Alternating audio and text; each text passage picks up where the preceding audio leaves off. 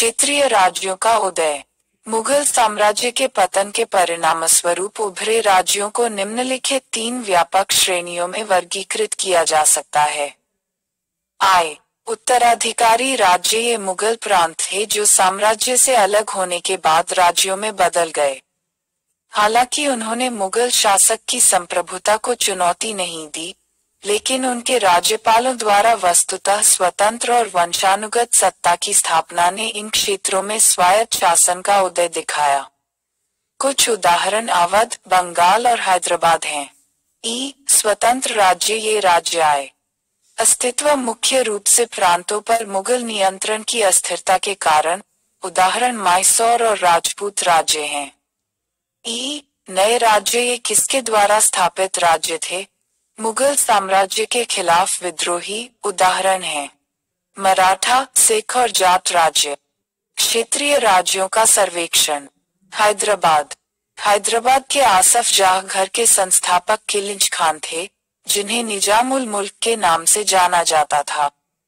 यह जुल्फिकार खान थे जिन्होंने पहली बार दक्कन में एक स्वतंत्र राज्य के विचार की कल्पना की थी, लेकिन 1713 में उनकी मृत्यु के बाद यह सपना अधूरा रह गया। मुबारज़ खान को दक्कन के पूर्ण वायसराय के रूप में नियुक्त करने वाले मुगल सम्राट से घृणा करते हुए खिलजी खान ने मुबारज़ खान से लड़ने का फैसला किया। उसने शक खेड़ा 1724 की लड़ाई में मुबारज़ खान को हराया और बाद में मार डाला। उसने अब दक्कन पर अधिकार कर लिया। 1725 में वह वायसराय बन गया और खुद को आसफ जाह की उपाधि से सम्मानित किया। अवधी। अवध की स्वतंत्र रियासत के संस्थापक सादत खान थे, जिन्हें बुरहानुल मुल्क के नाम से जाना जाता था। सादत खान शिया थे। वह सैयद बंधुओं के खिलाफ एक साजिश में शामिल हो गया था, जिसके परिणामस्वरूप उसे बढ़ा हुआ मनसब दिया गया था। बाद में उन्हें अदालत से बाहर निकाल दिया गया। उन्हें एक नया स्वतंत्र राज्य खोजने के लिए प्रेरित किया गया। सादत खान ने किया। नादिर शाह के दबाव के कारण आत्महत्या, जो उससे भारी लूट की मांग कर रहा था। वह सफदर जंग द्वारा अवध के नवाब के रूप में सफल हुआ था। बंगाल। मुर्शिद कुली खान स्वतंत्र बंगाल राज्य के संस्थापक थे। वह एक सक्षम शासक था और उसने बंगाल को एक समृद्ध राज्य बनाया। 1727 में उनके पुत्र शुजाउद्दीन ने उनका उत्तराधिकारी बनाया। उनके उत्तराधिकारी सरफराज खान की 1740 में बिहार के डिप्टी गवर्नर अलीवदी खान ने घेरिया में हत्या कर दी थी। सत्ता संभाली और खुद को मुगलों से स्वतंत्र कर लिया। वार्षिक श्रद्धांजलि देकर सम्राट। राजपूतों। 18वीं शताब्दी में राजपूतों ने अपनी स्वतंत्रता को पुनः स्थापित करने का प्रयास किया। इसने मुगल शासक बहादुर शाह प्रथम को अजीत सिंह 1708 के खिलाफ मार्च करने के लिए मजबूर किया, जिन्होंने जय सिंह द्वितीय और दुर्गादास राठौर के साथ गठबंधन किया था। लेकिन गठबंधन टूट गया और स्थिति मुगलों के लिए बच गई। एक समय में राजपूतों ने दिल्ली के दक्षिण से लेकर पश्चिमी तट तक फैले पूरे क्षेत्र को नियंत्रित किया। मैसूर। 18वीं शताब्दी में अपनी उपस्थिति दर्ज कराने के लिए एक अन्य महत्वपूर्ण राज्य मैसूर का था। पूर्वी और पश्चिमी घाट के जंक्शन पर स्थित इस क्षेत्र पर वोडेयारों का शासन था। इस क्षेत्र में रुचि रखने वाली विभिन्न शक्तियों ने इस क्षेत्र को निरंतर युद्ध क्षेत्र में बदल दिया। अंत में मैसूर राज्य को हैदर अली के शासन में लाया गया, जिसने राज्य पर शासन किया लेकिन बिना किसी परेशानी के नहीं। वह अंग्रेजों के साथ निरंतर युद्ध में शामिल था और ऐसा ही उसका बेटा टीपू सुल्तान भी था। केरल। मार्तंड वर्मा ने अपनी राजधानी के रूप में त्रावणकोर के साथ केरल के एक स्वतंत्र राज्य की स्थापना की। उसने अपने राज्य की सीमाओं का विस्तार कन्याकुमारी से कोचीन तक किया। उसने अपनी सेना को पश्चिमी मॉडल के अनुसार संगठित करने का प्रयास किया और अपने राज्य के विकास के लिए विभिन्न उपायों को अपनाया। जत्सो। दिल्ली, मथुरा और आगरा के आसपास रहने वाले जाट बसने वालों ने औरंगजेब की दमनकारी नीतियों के खिलाफ विद्रोह कर दिया। मुगल साम्राज्यवादी ताकतों के खिलाफ जाटों द्वारा पहला बड़ा विद्रोह 1669 में मथुरा जिले में हुआ था। इसका नेतृत्व गोकुला ने किया था।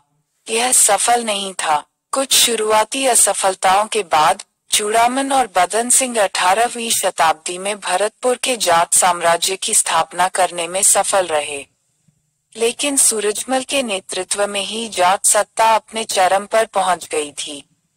उन्होंने न केवल प्रशासन की एक कुशल प्रणाली प्रदान की बल्कि राज्य के क्षेत्र का भी विस्तार किया। उनके राज्य में गंगा से लेकर दक्षिण में चंबल तक के क्षेत्र शामिल थे और इसमें आगरा, मथुरा, मेरठ और अलीगढ़ के सूबे शामिल थे। हालांकि 1763 में सूरजमल की मृत्यु के बाद जाट राज्य में गिरावट आई। इसके बाद राज्य छोटे छोटे जमींदारों द्वारा नियंत्रित छोटे क्षेत्रों में विभाजित हो गया, जो मुख्य रूप से लूट से रहते थे।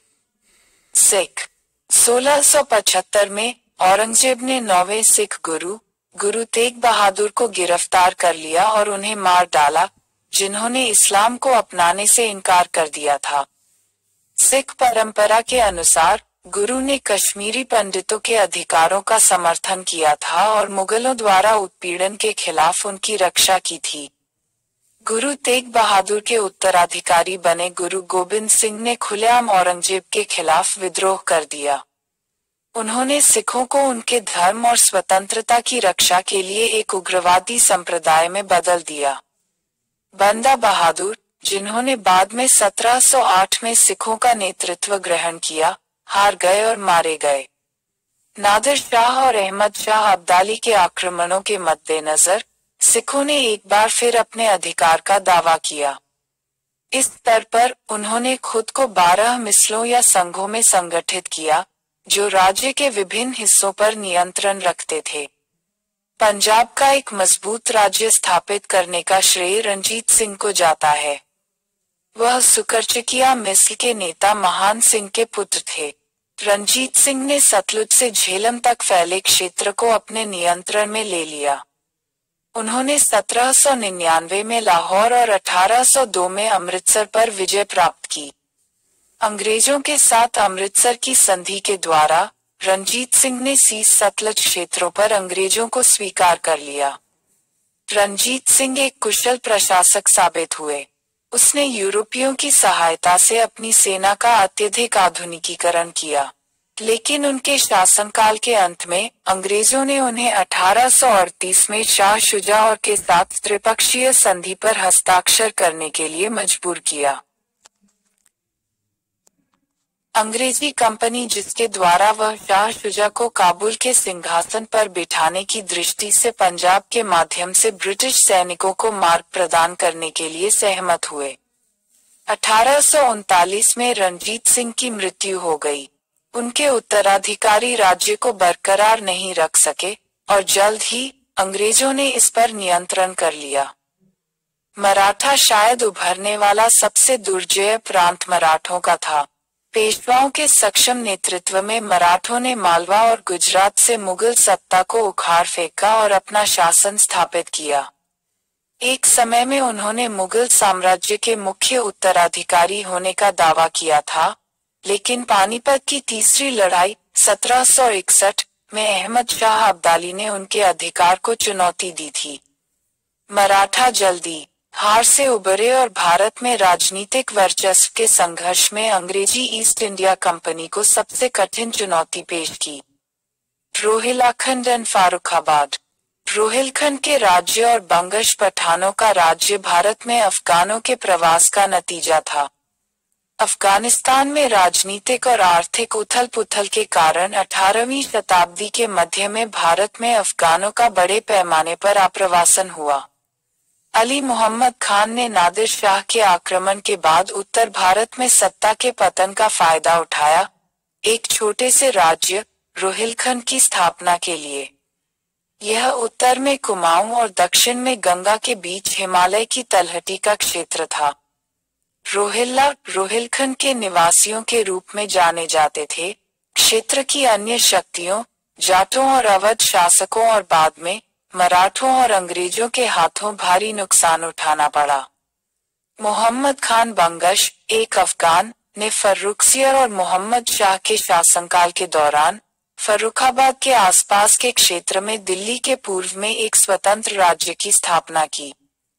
क्षेत्रीय राज्यों की प्रकृति और सीमाएं प्रांतों में उभरी स्वतंत्र राजनीतिक व्यवस्थाओं ने मुगल साम्राज्यवादी सत्ता के साथ संबंध बनाए रखना जारी रखा और एक छत्र के रूप में सम्राट के महत्व को स्वीकार किया। यहाँ तक मराठों और सिखों के विद्रोही सरदारों ने भी मुगल सम्राट को सर्वोच्च अधिकार के रूप में मान्यता दी। इन राज्यों में जो राज्य व्यवस्था उभरी वह क्षेत्रीय चरित्र की थी और विभिन्न स्थानीय समूहों जैसे जमींदारों, व्यापारियों, स्थानीय कुलीनों और सरदारों के सहयोगात्मक समर्थन के साथ कार्यात्मक थी। प्रांतीय शासकों को खुद को बनाए रखने के लिए इन विभिन्न स्थानीय हितों का ध्यान रखना पड़ा।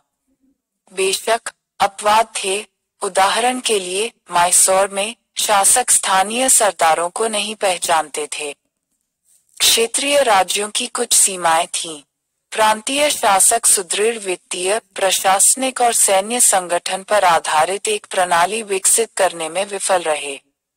यद्यपि उनमें से कुछ ने आधुनिकीकरण का प्रयास किया, विशेषकर मैसूर, कुल मिलाकर वे विज्ञान और प्रौद्योगिकी में पिछड़े थे।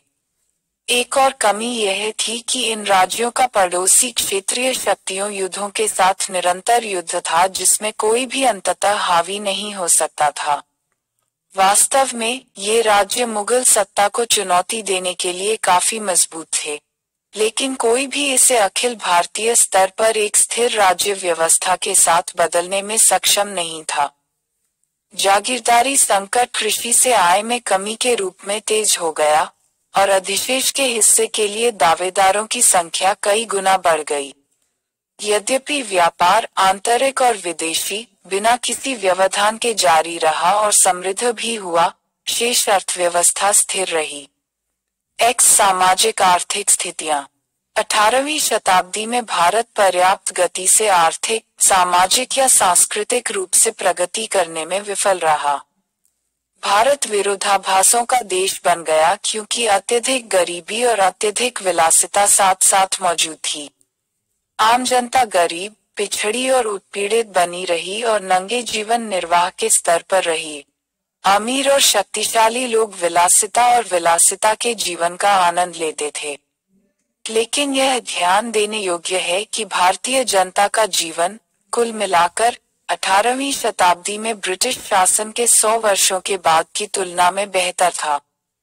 कृषि, यद्यपि कृषि तकनीकी रूप से पिछड़ी हुई थी, यह किसानों की कड़ी मेहनत से काम करती थी। लेकिन इस मेहनती वर्ग को शायद ही कभी उनके श्रम का फल मिला हो। यहाँ तक भले ही कृषि उपज ने शेष समाज का समर्थन किया, किसानों का अपना प्रतिफल बुरी तरह से अपर्याप्त था। वे राज्य, जमींदार, जागीरदारों और राजस्व किसानों को अत्यधिक मात्रा में भुगतान करने के लिए मजबूर थे। लेकिन ब्रिटिश शासन के तहत यह और भी खराब हो गया। व्यापार और उद्योग, हस्तशिल्प और कृषि उत्पादों में आत्मनिर्भर होने के कारण भारत ने बड़े पैमाने पर विदेशी वस्तुओं का आयात नहीं किया। दूसरी ओर इसके औद्योगिक और कृषि उत्पादों की विदेशी बाजारों में अच्छी मांग थी। मुर्गी का निर्यात उसके आयात से अधिक था। चांदी और सोने के आयात से व्यापार संतुलित था। भारत को सिंक कीमती धातुओं के रूप में जाना जाता था। फारस की खाड़ी क्षेत्र से आयात की वस्तुएं। विचारों, ध्यान रहे कि भारत का वाणिज्य विश्व का वाणिज्य है और जो इस पर विशेष रूप से अधिकार कर सकता है वह यूरोप का तानाशाह है। महान पीटर, भारत यूरोप या एशिया के किसी भी अन्य देश की तुलना में कहीं अधिक बड़ा औद्योगिक और विनिर्माण राष्ट्र था। उसके कपड़े के सामान, उसके करघे के अच्छे उत्पाद, कपास, ऊन, लिनन और रेशम में सभ्य दुनिया में प्रसिद्ध थे। उसके उत्तम आभूषण और उसके कीमती पत्थरों को हर सुंदर रूप में काटा गया था।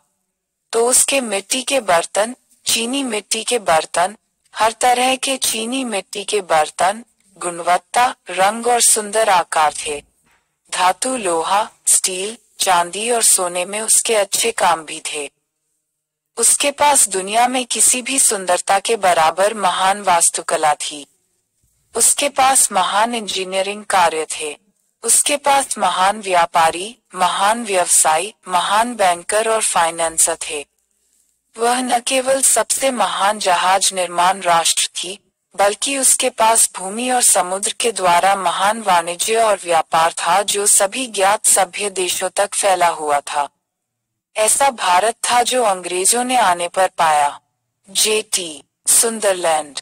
सदियों से बंगाल के हथकरघा बुनकरों ने दुनिया के कुछ सबसे वांछनीय कपड़े, विशेष रूप से महीन मलमल, बुने हुए हवा के रूप में हल्के, जो यूरोपीय पोशाक निर्माताओं द्वारा प्रतिष्ठित थे, का उत्पादन किया था। 18वीं शताब्दी के मध्य तक बंगाल के वस्त्र अभी भी पश्चिम में मिस्र, तुर्की और फारस और पूर्व में जावा, चीन और जापान के साथ साथ अच्छी तरह से स्थापित व्यापार मार्गों के साथ साथ यूरोप को निर्यात किए जा रहे थे। Shashi Tharoor, an era of darkness. मोती, कच्चा रेशम, ऊन, खजूर, सूखे मेवे और गुलाब जल से। अरब कॉफी, सोना, औषधि और शहद। चीन चाय, चीनी, चीनी मिट्टी के बर्तन और रेशम से। तिब्बत से सोना, कस्तूरी और ऊनी वस्त्र। अफ्रीका हाथीदांत और दवाओं से। यूरोप से ऊनी कपड़ा, तांबा, लोहा, सीसा और कागज। निर्यात की वस्तुएं सूती वस्त्र, कच्चा रेशम और रेशमी कपड़ा, हार्डवेयर, नील, साल्टपीटर, अफीम, चावल, गेहूं, चीनी, काली मिर्च और अन्य मसाले, कीमती पत्थर और दवाएं। कपड़ा उद्योग के महत्वपूर्ण केंद्र ढाका, मुर्शिदाबाद, पटना, सूरत, अहमदाबाद, भरूच, चंदेरी, बुरहानपुर, जौनपुर, वाराणसी, लखनऊ, आगरा, मुल्तान, लाहौर, मसूलीपट्टनम, औरंगाबाद, चिकाकोल, विशाखापत्तनम, बेंगलोर, कोयम्बटूर, मदुरै आदि। कश्मीर ऊनी उत्पादों का केंद्र था। जहाज निर्माण उद्योग महाराष्ट्र, आंध्र क्षेत्र और बंगाल जहाज निर्माण में अग्रणी थे। भारतीय नौवहन केरल तट पर कालीकट और क्विलोन में भी फला फूला। कालीकट के जमोरिन ने अपनी नौसेना के लिए मुस्लिम कुंजी मरैक, जो अपनी समुद्री क्षमता के लिए जाने जाते थे, का इस्तेमाल किया। शिवाजी भोसले की नौसेना ने पुर्तगालियों के खिलाफ पश्चिमी तट पर एक अच्छा बचाव किया। बिपिन चंद्रा के मुताबिक यूरोपीय कंपनियों ने अपने इस्तेमाल के लिए भारत में बने कई जहाज खरीदे। शिक्षा की स्थिति। 18वीं शताब्दी में भारत में दी जाने वाली शिक्षा अभी भी पारंपरिक थी, जो पश्चिम में तेजी से विकास के साथ मेल नहीं खा सकती थी। ज्ञान साहित्य, कानून, धर्म, दर्शन और तर्क तक ही सीमित था और भौतिक और प्राकृतिक विज्ञान, प्रौद्योगिकी और भूगोल के अध्ययन को बाहर रखा गया था। वास्तव में प्राचीन विद्या पर अत्यधिक निर्भरता के कारण कोई भी मौलिक विचार निरुत्साहित हो गया। हिंदुओं और मुसलमानों के बीच प्रारंभिक शिक्षा काफी व्यापक थी। हिंदू और मुस्लिम प्राथमिक विद्यालयों को क्रमशः पाठशाला और मक्तब कहा जाता था। शिक्षा पढ़ने, लिखने और अंकगणित तक ही सीमित थी। निचली जाति के बच्चे कभी कभी स्कूलों में जाते थे, लेकिन महिलाओं की उपस्थिति दुर्लभ थी। चतुष्पति या तोल, जैसा कि उन्हें बिहार और बंगाल में कहा जाता था, उच्च शिक्षा के केंद्र थे। कुछ के संस्कृत शिक्षा के प्रसिद्ध केंद्र काशी, वाराणसी, तिरहुत, मिथिला। संस्कृत शिक्षा के प्रसिद्ध केंद्र काशी, वाराणसी, तिरहुत, मिथिला, नादिया और उत्कल थे। मदरसे फारसी और अरबी के लिए उच्च शिक्षा के संस्थान थे। फारसी अदालत की भाषा थी और मुसलमानों के साथ साथ हिंदुओं द्वारा भी सीखी जाती थी। अजीमाबाद, पटना, फारसी शिक्षा का प्रसिद्ध केंद्र था। कुरान और मुस्लिम धर्मशास्त्र के अध्ययन में रुचि रखने वाले लोगों को अरबी में दक्षता हासिल करनी थी। सामाजिक व्यवस्था। कई जातियां, कई संप्रदाय। 18वीं शताब्दी के भारत के समाज में पारंपरिक दृष्टिकोण और ठहराव की विशेषता थी। यद्यपि व्यापक सांस्कृतिक एकता की एक निश्चित डिग्री मौजूद थी, लोग जाति, धर्म, क्षेत्र, जनजाति और भाषा से विभाजित थे। परिवार व्यवस्था मुख्य रूप से पितृसत्तात्मक थी और जाति हिंदुओं के सामाजिक जीवन की केंद्रीय विशेषता थी। 4 वर्णों के अलावा हिंदुओं को कई उपजातियों में विभाजित किया गया था, जिन्होंने सामाजिक पैमाने पर अपना स्थान स्थायी रूप से तय कर लिया था। हालांकि पेशे का चुनाव मुख्य रूप से जाति के आधार पर निर्धारित किया गया था, बड़े पैमाने पर अपवाद हुए, जिससे देश के कुछ हिस्सों में जाति की स्थिति काफी तरल हो गई। जाति परिषदों और पंचायतों ने जाति के मानदंडों और विनियमों को लागू किया। भले ही इस्लाम ने मुसलमानों पर सामाजिक समानता का आदेश दिया था, लेकिन वे भी जाति, नस्ल, जनजाति और स्थिति के आधार पर विभाजित थे। धार्मिक विचारों ने न केवल सुन्नी और शिया रईसों को अलग रखा, बल्कि ईरानी, तुरानी और हिंदुस्तानी मुस्लिम रईसों और अधिकारियों को भी एक दूसरे से अलग रखा। रईसों, विद्वानों, पुजारियों और सेना के अधिकारियों से युक्त शरीफ मुसलमान अक्सर अजलाफ को नीचा देखते थे। मुसलमानों या निम्न वर्ग के मुसलमानों के समान तरीके से उच्च जाति के हिंदुओं ने निचली जाति के साथ कैसा व्यवहार किया। हिंदू धर्म परिवर्तन हुए और जाति सिद्ध हुई।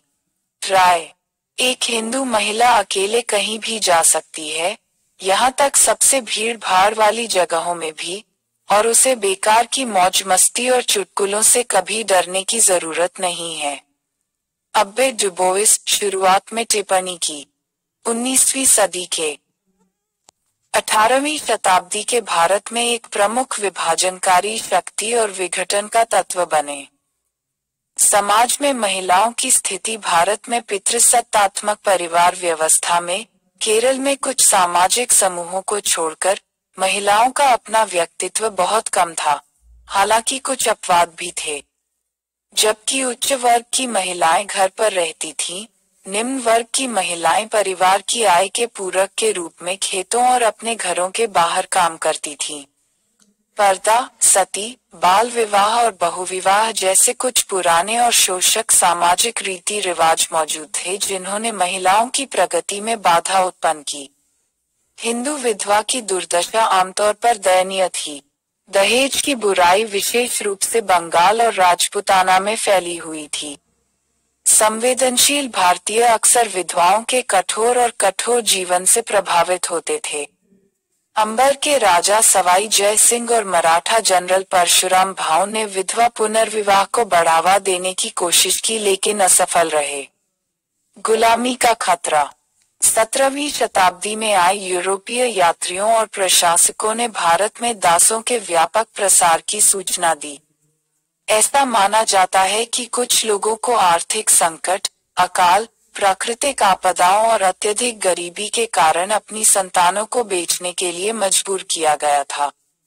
आमतौर पर राजपूतों, खत्री और कायस्थों के उच्च वर्गों ने महिलाओं को घरेलू काम के लिए गुलाम रखा।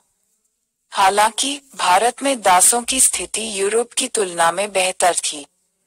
दासों को आमतौर पर नौकरों के बजाय वंशानुगत नौकरों के रूप में माना जाता था। दासों के बीच शादियां होती थीं, और ऐसे विवाह से निकलने वाली संतानों को स्वतंत्र नागरिक माना जाता था। यूरोपीय लोगों के आगमन ने भारत में दासता और दास व्यापार को बढ़ा दिया। यूरोपीय व्यापारिक कंपनियों ने बंगाल, असम और बिहार के बाजारों से दास खरीदे और उन्हें यूरोपीय और अमेरिकी बाजार में ले गए। एबिसिनियन दास सूरत, मद्रास और कलकत्ता में बेचे गए। कला, वास्तुकला और संस्कृति में विकास। शाही मुगलों के पतन ने प्रतिभाशाली लोगों को नव स्थापित राज्य अदालतों के संरक्षण की तलाश करने के लिए मजबूर किया, जैसे हैदराबाद, लखनऊ, जयपुर, मुर्शिदाबाद, पटना, कश्मीर आदि। लखनऊ में आसफ-उद-दौला ने 1784 में बड़ा इमामबाड़ा बनवाया। 18वीं शताब्दी के पूर्वार्ध में सवाई जय सिंह ने गुलाबी शहर जयपुर और 5 खगोलीय वेधशालाओं का निर्माण दिल्ली, जयपुर, बनारस, मथुरा और उज्जैन में किया। उन्होंने लोगों को खगोल विज्ञान के अध्ययन में मदद करने के लिए जीज मोहम्मद शाही नामक समय सारणी का एक सेट भी तैयार किया। दक्षिण में केरल में अपनी वास्तुकला और भित्ति चित्रों के लिए प्रसिद्ध पद्मनाभपुरम पैलेस का निर्माण किया गया था। पेंटिंग के नए स्कूल पैदा हुए और हासिल किए गए। भेद, राजपुताना और कांगड़ा की पेंटिंग स्कूल प्रमुख हो गए और नई जीवन शक्ति और स्वाद का पता चला। 18वीं शताब्दी के साहित्यिक जीवन की एक विशिष्ट विशेषता उर्दू भाषा और कविता का विकास था। यह मीर, सौदा, नजीर और मिर्जा गालिब 19वीं शताब्दी जैसे उर्दू कवियों का दौर था। दक्षिण भारत में मलयालम साहित्य त्रावणकोर शासकों के संरक्षण में फला फूला। कलैकत्तु कोचन नाम्बियार मलयालम के जाने माने कवि थे। तमिल भाषा सितार काव्य से समृद्ध हुई। सितार कविता के सबसे अच्छे प्रतिपादकों में से एक, ट्यूमनव 1706-44 ने मंदिर शासन और जाति व्यवस्था के दुरुपयोग का विरोध किया। पंजाबी साहित्य में रोमांटिक महाकाव्य हीर रांझा वारिस शाह द्वारा रचित था। सिंधी साहित्य में शाह अब्दुल लतीफ ने कविताओं के संग्रह रिसालों की रचना की। ये क्षेत्रीय भाषाओं में साहित्यिक कृतियों के कुछ उदाहरण हैं। सारांश, मुगल साम्राज्य ने कमजोर उत्तराधिकारियों को क्यों तय किया? मुगल साम्राज्य एक व्यक्तिगत निरंकुशता था और इसकी सफलता एक मजबूत और सक्षम सम्राट पर निर्भर थी। उत्तराधिकार के निश्चित कानून का अभाव, उत्तराधिकार के निरंतर युद्धों, जन्मजात के कानून की अनुपस्थिति ने देशभक्ति की कीमत पर पक्षपात को बढ़ावा दिया। औरंगजेब की धार्मिक और दक्कन नीति ने राजपूतों, सिखों, जाटों और मराठों का विरोध किया। दक्कन नीति ने सम्राट को लंबे समय तक राजधानी से दूर रखा। शासकों और रईसों का पतन, सेना की गिरावट। बहुत विशाल साम्राज्य एक कठिन कार्य बन गया। कमजोर शासकों को कुशलतापूर्वक प्रशासन करने के लिए ईरानी और दुर्रानी राज्यों, नादिर शाह, अहमद शाह अब्दाली के बाहरी आक्रमणों ने एक मौत का झटका दिया। आर्थिक पतन, अंतहीन युद्ध, कृषि में ठहराव और व्यापार और उद्योग में गिरावट ने शाही खजाने को खाली कर दिया। यूरोपियों का आगमन, यूरोपीय कंपनियों ने देशी राजनीति में हस्तक्षेप किया, साम्राज्य के विघटन की गति तेज कर दी। जमींदारों की शिफ्टिंग, निष्ठा, जागीरदारी संकट, क्षेत्रीय आकांक्षाओं का उदय, अवध, बंगाल, हैदराबाद, मैसूर, केरल, राजपूत राज्यों और जाट राज्यों के उदय और स्थापना ने विघटन की प्रक्रिया को तेज कर दिया। क्षेत्रीय राज्यों का उदय, 3 श्रेणियां, उत्तराधिकारी राज्य हैदराबाद 1724, निजामुल मुल्क बंगाल 1717, मुर्शिद कुली खान और अवध 1722, सादत खान। बुरहान उल मुल्क स्वतंत्र राज्य मैसूर हैदर अली के अधीन, केरल राजा मार्तंडा वर्मा और राजपूत राज्य के राजा सवाई सिंह। एम्बर नए राज्य मराठा, सिख, जाट और अफगान। सामाजिक आर्थिक स्थितियां, कृषि स्थिर और तकनीकी रूप से पिछड़ी कृषि, किसानों के बहुत कठिन श्रम द्वारा मुआवजा किसानों ने राज्य, जमींदारों, जागीरदारों और राजस्व किसान। प्रमुख उपज फसलें, चावल, गेहूं, चीनी, काली मिर्च, मसाले, कपास आदि। व्यापार और उद्योग, व्यापार फला फूला।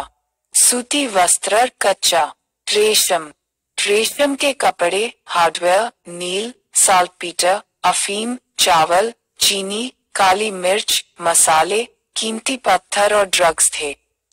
गेहूं निर्यात किया। सोना, कस्तूरी, ऊनी कपड़ा, तांबा, लोहा, सीसा, कागज, चीनी मिट्टी के बर्तन, मोती, खजूर, सूखे मेवे, कॉफी, चाय, हाथी दांत, गुलाब जल आदि का आयात किया जाता था। कपड़ा उद्योग अपनी उपज के लिए प्रसिद्ध था। जहाज निर्माण उद्योग फला फूला। धातु उद्योग भी अच्छी तरह से विकसित था। शिक्षा पाठशालाओं के माध्यम से दी जा रही प्राथमिक शिक्षा और मकतब चतुष्पति या हिंदुओं के बीच तोल और मदरसों के बीच मुसलमान उच्च शिक्षा के संस्थान थे। विज्ञान और प्रौद्योगिकी और भूगोल के अध्ययन की अनुपस्थिति एक सामान्य विशेषता थी। समाज 4 वमों के अलावा हिंदुओं को विभाजित किया गया था। कई उपजातियां जो जगह जगह अपनी प्रकृति में भिन्न थीं। मुसलमानों को भी जाति, नस्ल, जनजाति और स्थिति के आधार पर विभाजित किया गया था, भले ही उनके धर्म ने समानता का प्रचार किया। कला, वास्तुकला और संस्कृति। आसफ उद दौला ने 1784 में लखनऊ में बड़ा इमामबाड़ा बनवाया। सवाई जय सिंह ने गुलाबी शहर जयपुर और 5 खगोलीय वेधशालाओं दिल्ली, जयपुर, मथुरा, बनारस और उज्जैन का निर्माण किया। कांगड़ा और राजपुताना के पेंटिंग स्कूल प्रमुखता में आए। उत्तर भारत में उर्दू भाषा और कविता का विकास हुआ। प्रमुख उर्दू कवि मीर, सौदा, नजीर और मिर्जा गालिब थे। क्षेत्रीय भाषाओं का विकास हुआ। तमिल भाषा समृद्ध हुई। सितार कविता द्वारा